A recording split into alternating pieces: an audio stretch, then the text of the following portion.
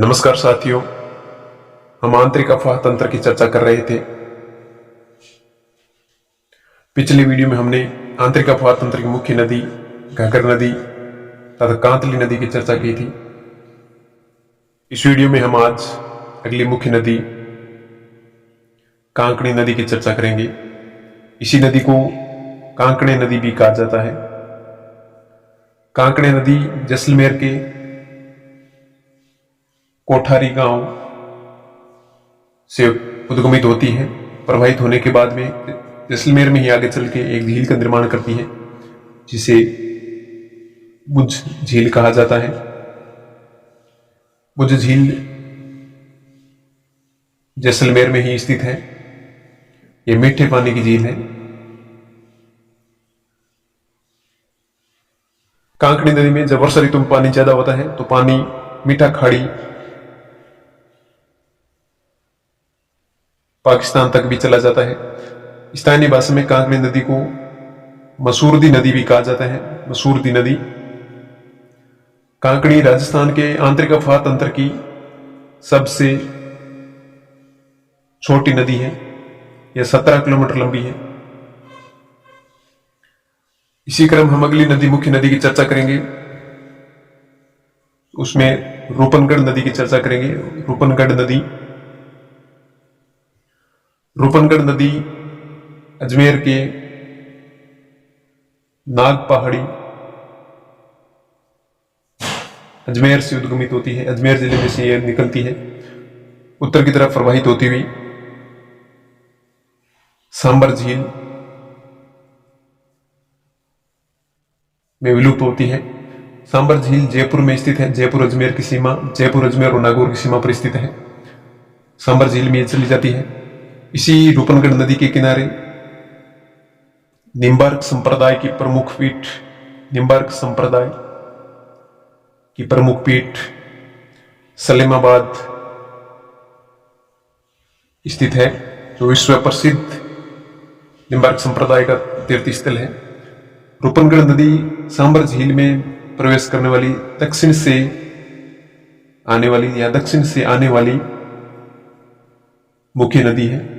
सांबर झील में अन्य सभी नदी उत्तर से आती है, लेकिन रूपनगढ़ नदी एकमात्र नदी है जो दक्षिण से प्रवेश करती है। इसी क्रम में हम अगली आंतरिक प्रवाह की नदी की चर्चा करें तो साबी नदी आती है। साबी नदी को अलवर का शोक कहा जाता है। यह अलवर की मुख्य नदी है। साबी नदी अलवर में बहने वाली सबसे बड़ी नदी है। अलवर में बहने वाली सबसे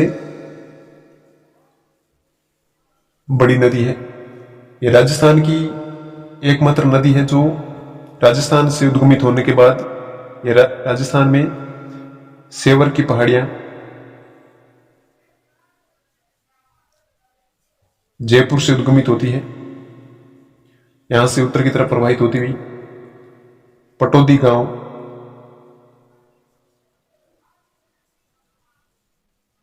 जो हरियाणा में है विलुप्त हो जाती। तो इस तरह हम कह सकते हैं साबी नदी एकमात्र नदी है राजस्थान की जो उद्गमित तो राजस्थान में होती है लेकिन विलुप्त हरियाणा में होती है, या राजस्थान से हरियाणा में जाने वाली एकमात्र नदी भी कह सकते हैं। इसी की सहायक नदी के रूप में एक आती है। इसको हम सोटा नदी या इसी को सोटा नाला भी कहा जाता है, जो इसकी साबी की सहायक नदी के रूप में प्रसिद्ध है। इसी साबी नदी के किनारे जयपुर में एक सभ्यता स्थित है। इसी को हम जोधपुरा सभ्यता कहते हैं। जोधपुरा सभ्यता जयपुर में स्थित है, जो साबी की किनारे पर स्थित है। जोधपुरा सभ्यता से ही हमें हाथी दांत के अवशेष मिले थे, इसके लिए प्रसिद्ध है। आंतरिक प्रवाह की अगली मुख्य नदी की चर्चा करें तो उसमें रूपारेल नदी का नाम आता है। रूपारेल नदी को ही वराहा नदी भी कहा जाता है, या इसी को हम लसावरी नदी भी कहते हैं। रूपारेल नदी उदयनाथ की पहाड़ी थनागजी अलवर से उद्गमित होती है। इसके बाद में प्रवाहित होने के बाद में भरतपुर से होते हुए भरतपुर में ये एक मोती झील का निर्माण करती है।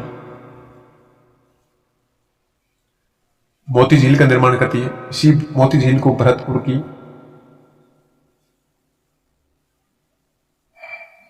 लाइफ लाइन कहा जाता है।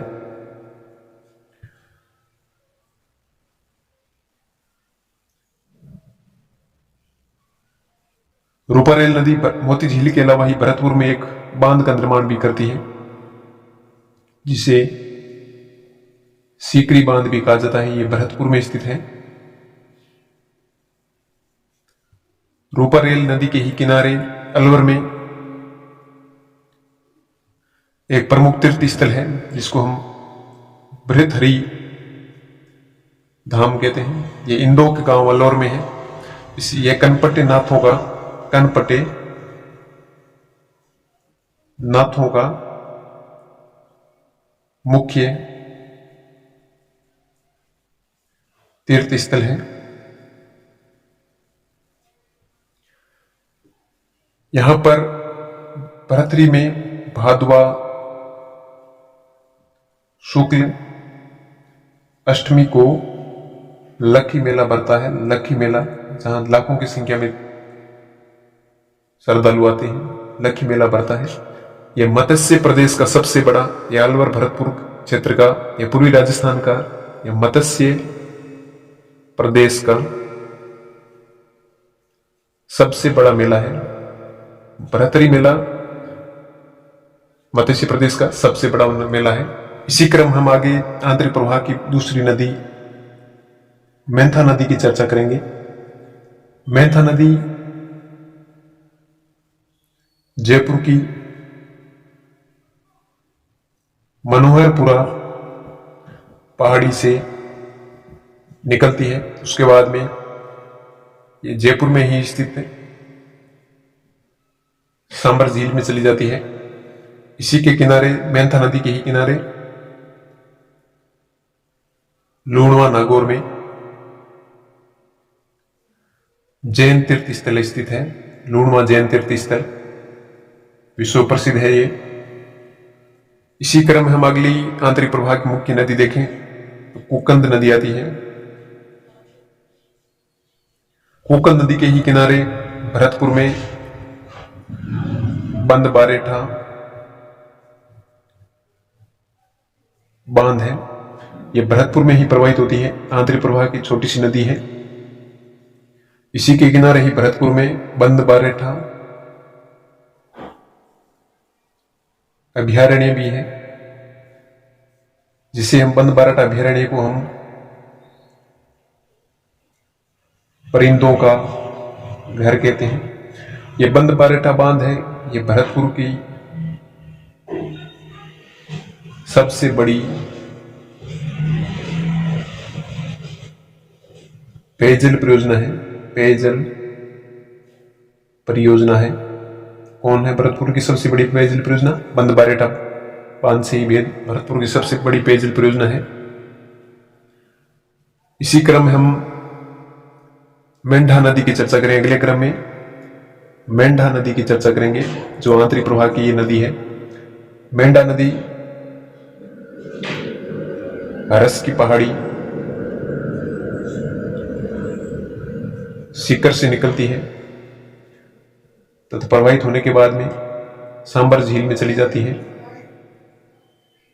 इसी के एक सहायक नदी है, जिसे हम खंडेला नदी भी कहते हैं। खंडेला नदी भी सीकर से ही उद्गमित होती है, जो मेंढा की सहायता से अंत में सांबर झील में चली जाती है। इस तरह हमने राजस्थान के आंतरिक अफवाह तंत्र देखा, जो राजस्थान के 60% हिस्सा रखता है। अगला मुख्य प्रश्न, एक प्रश्न बनता है, राजस्थान में आंतरिक प्रवाह का सर्वश्रेष्ठ उदाहरण है। इसमें जवाब के रूप में होगा सांबर झील। सांबर झील की चर्चा करें तो हम सांबर झील जयपुर में स्थित है।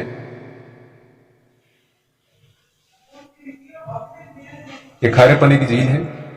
सांबर झील की इसमें ढूंढ नदी आती है, जो भी आंतरिक प्रवाह की नदी है। ढूंढ नदी आती है, यह जयपुर की नदी है।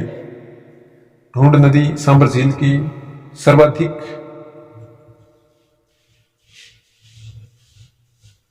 लवणता लाती है, या यूं कह सकते हैं सांबर में सर्वाधिक लवणता की क्षमता ढूंढ नदी के पानी से ही होती है। इसमें एक नदी भी आती है, मेंथा नदी भी आती है, खारी नदी भी आती है। अभी हमने देखा था मेंढा नदी भी आती है। लेकिन ये सब नदियां उत्तर की तरफ से आती है। एकमात्र नदी आती है दक्षिण की तरफ से, रूपनगढ़ नदी, जो हमने पहले अभी उल्लेख किया था उसका। रूपनगढ़ नदी जो सांबर की दक्षिण से आने वाली एकमात्र नदी है। अन्य सभी नदियां उत्तर की तरफ से आती है, ये दक्षिण की तरफ से जाती है। इस तरह हमने देखा आंतरिक अथवा प्रवाह का सबसे सर्वश्रेष्ठ उदाहरण है सांबर है। उम्मीद है आपको वीडियो पसंद आया होगा।